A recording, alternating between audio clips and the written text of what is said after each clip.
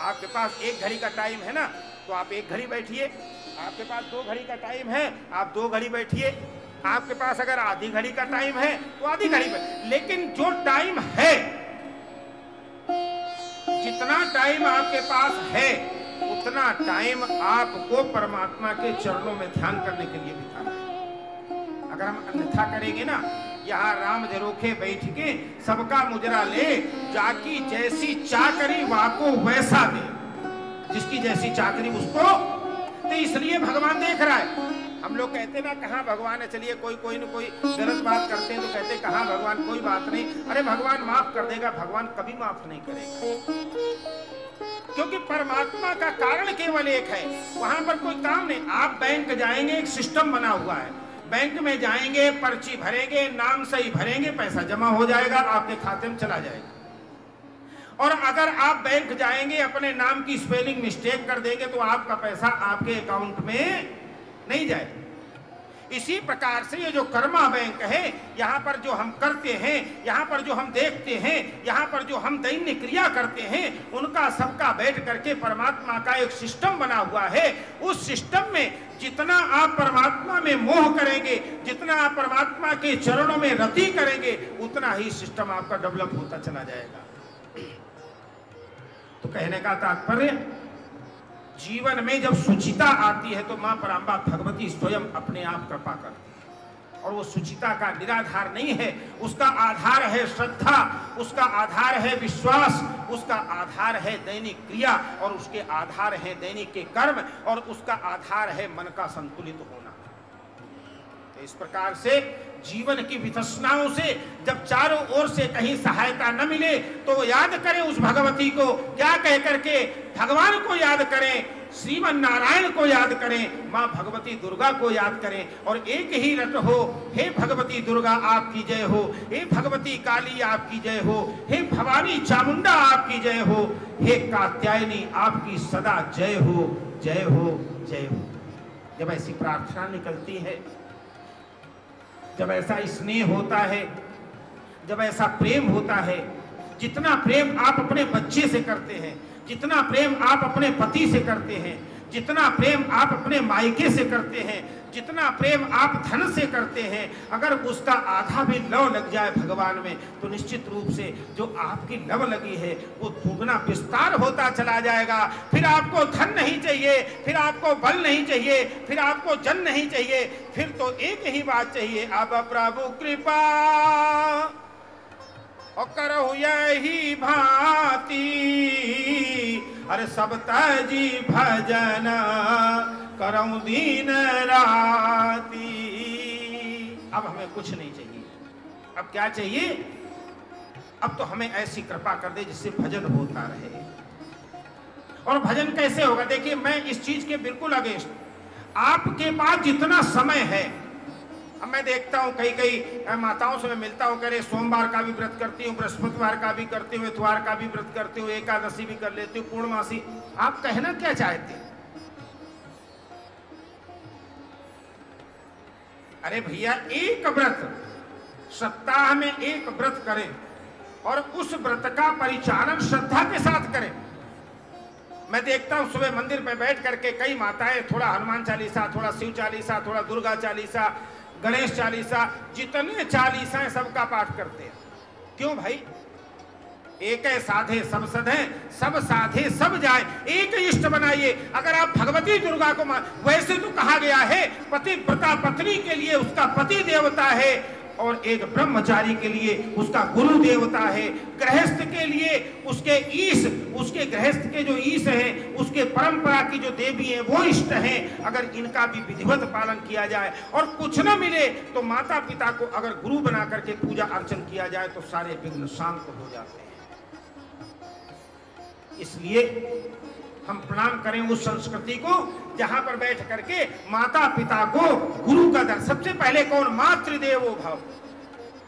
और इसीलिए मां परांबा भगवती सीता भी सबसे पहले मां के दरबार में जाती है आशीर्वाद प्राप्त करने के लिए, आप सब जानते हैं।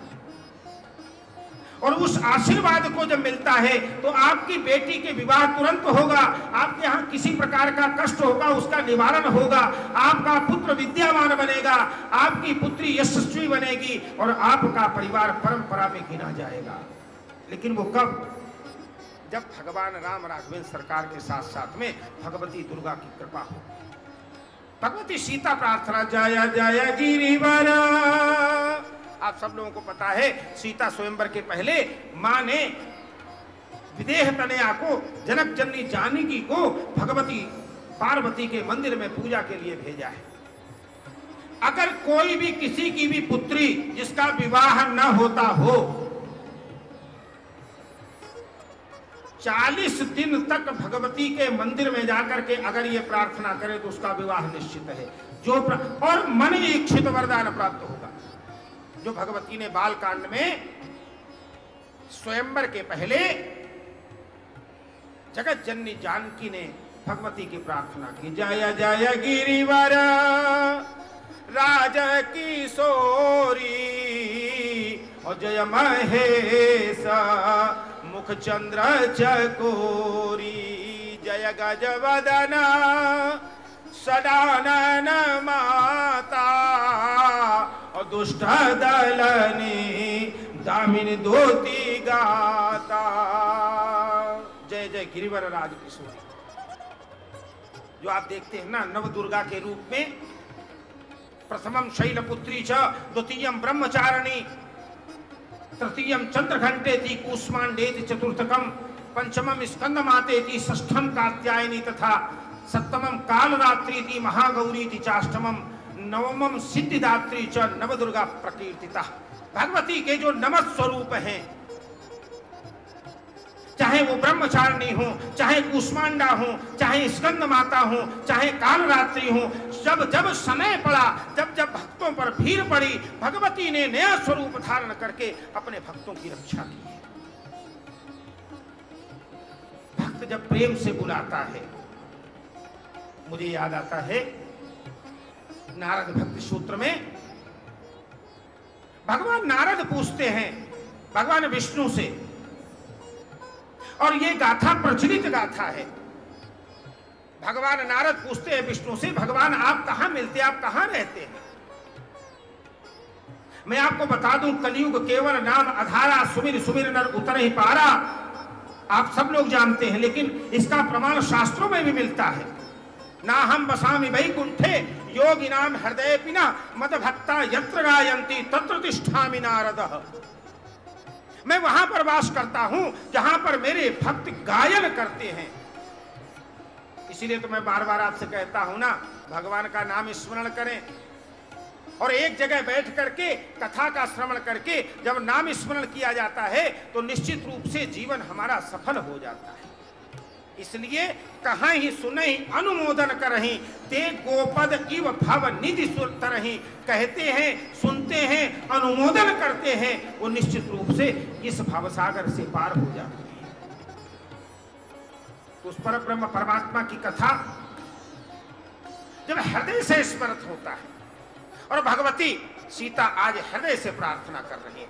क्या चाहिए तुम्हें? देखिए, हम लोग जो प्रार्थना करते हैं, एक अंतर बता दें। हम लोग जो प्रार्थना करते हैं समसामयिक वस्तुओं की करते हैं। कोई कहता मेरी लॉटरी निकल आए, कोई कहता मेरा मकान बन जाए, कोई कहता मेरा बेटा पास हो जाए। अरे भाई, आपका बेटे को अगर पढ़ाओगे तो निश्चित रूप से पास हो जाएगा। अगर भगवान के मंदिर में मत्था टेकते रहोगे और कहते रहोगे मेरा बेटा पास हो जाए, और बेटा सारे दिन गली में गिल्ली डंडा खेलेगा, तो वो नहीं पास होगा। सद्बुद्धि कैसे आएगी? आप बच्ची को प्रेरित करके सदसंकल्पवान बनाएं। भगवान तो कृपा करेगा ही, लेकिन उस भगवान की कृपा के ऊपर निर्भर करके बैठे रहना ये कहीं का नहीं। इसीलिए तो भगवान ने कहा है, कृष्ण ने कहा है अर्जुन से, मां मनुस्मर युद्ध च, मुझे स्मरण करो और अपना युद्ध करो, तुम्हारा जीवन तभी सफल होगा। तो इस प्रकार से मां मनुस्मर युद्ध च, तो भगवती सीता स्वयंवर का वितान तन गया है। जनक राज ने प्रतिज्ञा की है कि शिव धनुष को जो तोड़ेगा वही सीता का वरण करेगा।